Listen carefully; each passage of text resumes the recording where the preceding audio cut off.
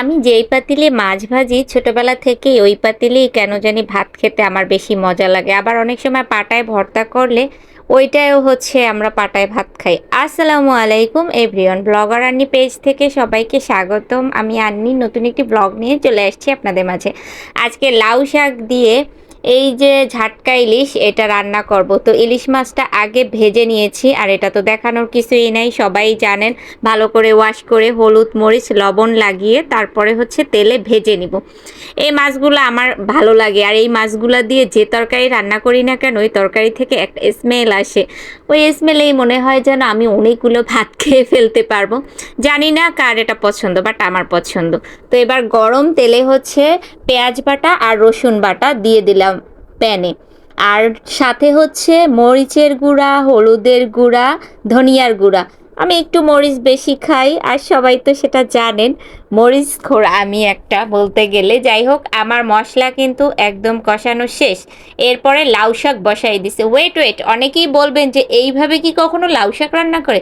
আরে ভাই, এইভাবে লাউ শাক একদিন রান্না করে দেখেনি না কতটা মজা লাগে আর চমলক্ষ লাগে।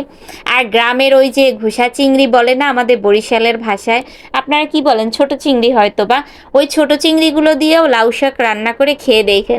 আর যদি ইলিশ মাছ হয় তাহলে তো কোনো কথাই নেই।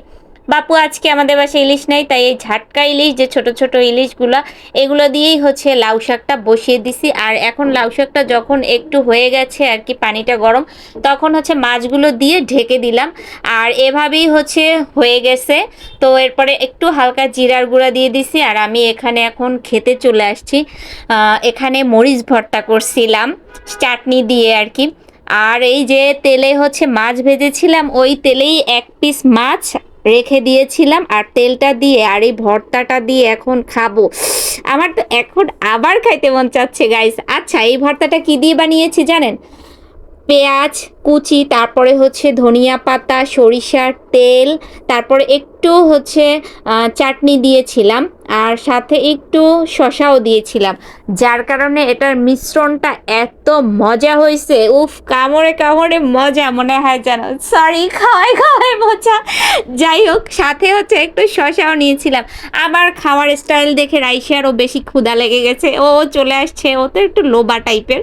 যাই হোক, ওকেও হচ্ছে একটু খাইয়ে দিতেছিলাম, আরও খাইয়ে বলতেছি ওয়াও নাইস, অনেক মজা হয়েছে। তার কাছে ভালো না লাগলেও বলে ভালো হয়েছে, আর খারাপ লাগলেও বলে ভালো হয়েছে। যাই হোক, তবে আসলেই অনেক মজা হয়েছে খাবারটা। দুপুরের খাওয়া শেষ করে বিকেলবেলা একটু কফি নিলাম। কফি ছাড়া আমার কেন জানি বিকালটা জমে না, প্রতিদিন বিকালে এক কাপ কফি আমার লাগবেই। তো এই ছিল আজকের মতন একটি ছোট্ট ব্লগটি কেমন লেগেছে অবশ্যই জানাবেন। আল্লাহ হাফেজ।